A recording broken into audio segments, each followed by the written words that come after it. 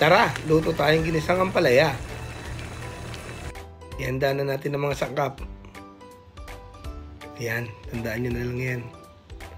Madali lang yan. Ready na ang kalan. Tsaka syempre yung talyase.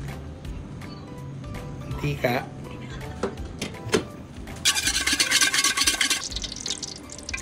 Igisa na natin ang mga aromatics.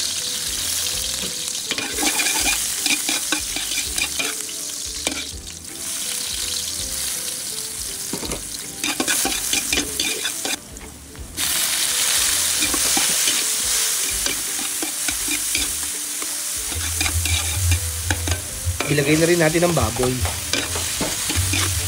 para masabay na sa gisa. Igisa natin ng mabuti.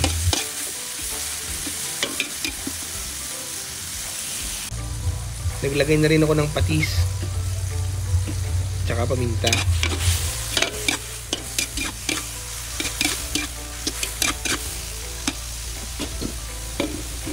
Maglagay na rin tayo ng malinis na tubig. Naglagay na rin ako ng 2 pork cubes. Tapos inilagay ko na ang ampalaya. Haluin lang natin.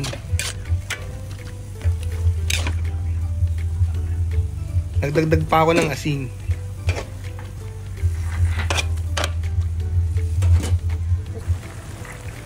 At saka konting patis. Pag kumukulo na, pwede nang ilagay ang binating itlog.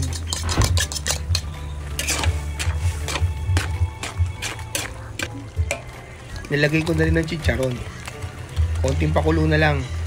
At ready na ang ating ampalaya. Okay guys, tingnan na natin itong niluto natin ampalaya.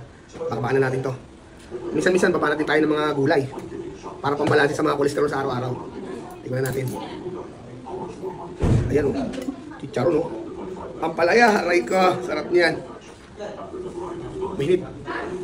Sinako ko na.